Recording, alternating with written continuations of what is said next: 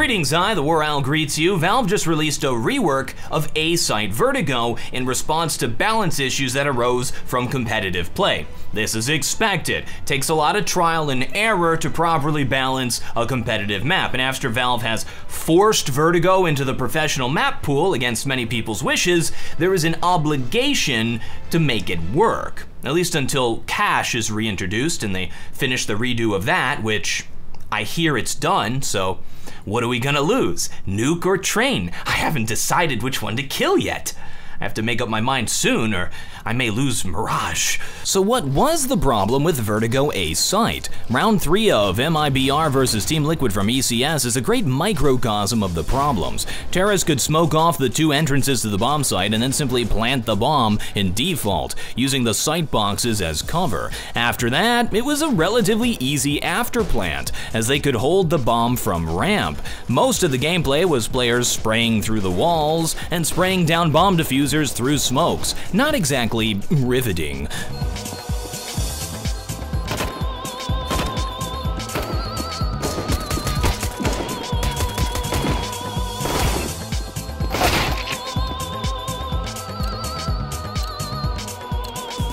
Round 7 is a good example of the same dynamic, except with the counter-terrorist mounting a successful retake. Still not great gameplay. In case you think this is an isolated incident and it's just these 2 teams that play against each other like that, here's round 3 of Furia versus a Vanguard from DreamHack, which plays out relatively similar. On this round, the counter-terrorist attempted to nade stack the bomb planter. Even this proved unsuccessful. But hey, all this spamming through walls and smokes led to the Negev finally finding its place in the pro level meta, unironically. Valve has attempted to alleviate this with some drastic changes to Bombsite A. Notice how the boxes have been moved back and over and rearranged a little bit. Now there's nowhere you can plant the bomb. We are not visible from a CT angle. Look at this. Every little corner I try to plant in, somebody can peek me. Even over here, this seems like a safe plant. Boom, boom.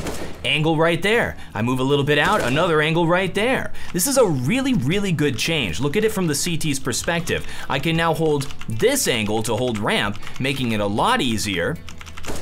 Get a little cover here. This, of course, is a great change, but it's not the most shocking. Yes, the spammy wall has been opened up, turning a ramp into a turkey shoot. Look at all of these new angles that you can look at here for this. It almost seems a little bit too CT-sided. Think about retakes as well. Instead of trying to just fight at this area, a CT could get his way through here and fight through ramp on the retake. Goodness. Also consider that Valve has added this new self boost here on these boxes where you can watch the entrance. So if terrorists try to push through, look at how you can strong hold that here. This is, I think, supposed to be for jumping up here, but look, when you jump up here, you're exposed to all of these different angles. It's kind of a death trap. The ramp itself has been tightened up a little bit to make way for this new passageway so that you can walk around to get to the gap position in order to push through. Should we call this gap? Is this called gap? Please, mind the gap. Also, this makes this angle a little bit different, and I kind of like how this feels instead of being pushed up against the crane. They've moved the crane a little bit, which means all of our smokes need to be redone, because I was using the crane to line stuff up. Now, they do have this little cropping here inside of the crane. I think you're supposed to hold this close range with like a Mag 7 or something like that. I wouldn't recommend it, because look, as you're walking up this position, you can see through right there. So you're gonna get spotted, your leg's gonna show way before you see those guys. This is a bad spot, don't play there. Now see what they did here, kids, is they took all this junk that used to be over here and they moved it over here. Now, I like this, I like the new angle. As you can see, you look down and you can kind of see around this area as well. Look at this new angle. Gotta keep that in mind. However, what I don't like is how they made the jumpy up part. You can't just walk against it and then jump up. You have to execute a duck jump. Easy enough, but I thought they were removing those types of things from the maps to kind of streamline them and make them easier for everybody, more accessible. You can get up to it just by jumping if you slide up the side of this light and then jump up. Not if you come at it from this angle, so it's a little bit slidey. I don't know, this is all kind of awkward. You also can't crouch jump up onto this thing, it looks the exact same. Oh, so I can do it there, but not there. I feel like this whole area could get cleaned up a little bit. I'm a terrorist and I want to take a ramp now, but I can't anymore because that happened. What do I do? Think about this from the CT's perspective. They can have a player playing this angle.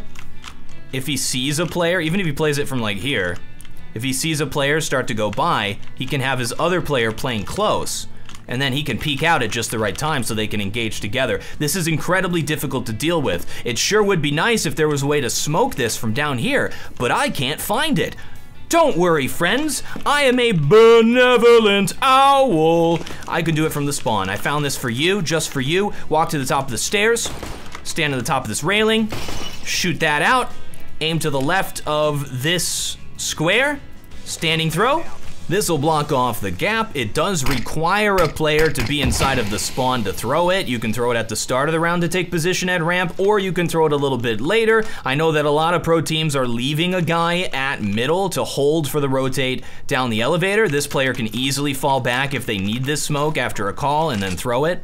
Since we have to redo all of the smokes now, and there's nowhere you're gonna be able to throw it without being visible from this gap, let's ignore the gap. I need the video to be 10 minutes long so I can throw an advertisement directly in the middle of the content.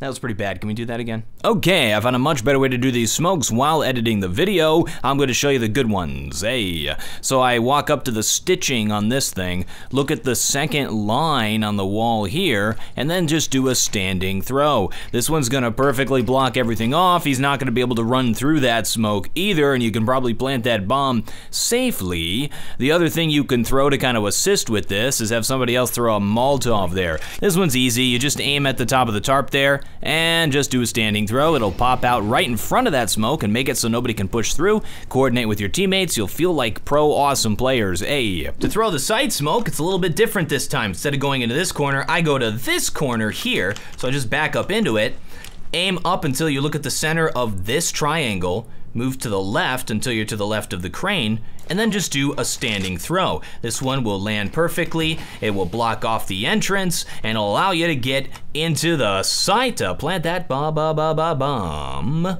For me, the main design takeaway here is that safe plants should be difficult to hold after plant, so that you have a risk-reward scenario there. If you hold certain positions, you should plant in certain positions. Best example I can think of is planting short on Dust 2 versus planting for long if you have control, versus planting safe, which is difficult to hold.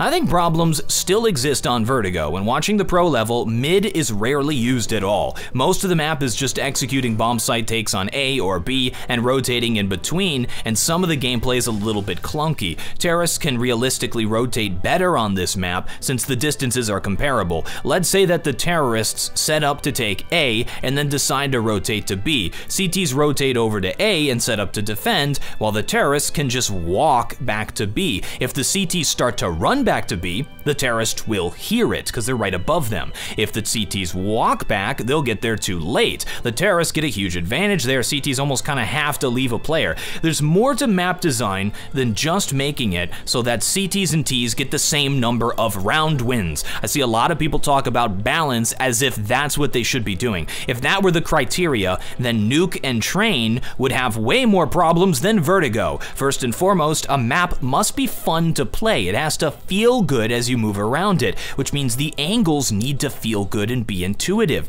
It also has to provide for interesting tactical possibilities. We're gonna be playing on this thing for hundreds and hundreds of rounds. No two rounds should feel the same. I think that Vertigo has a lot of potential to be a good map. It's a unique idea, and I'd like to see that. It's just gonna have to take some time. Remember when Overpass came out?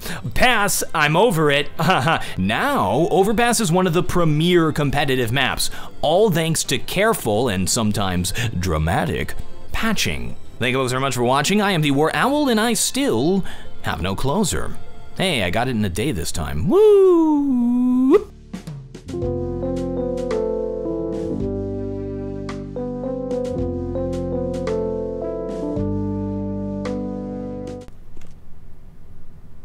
They knew what they were doing.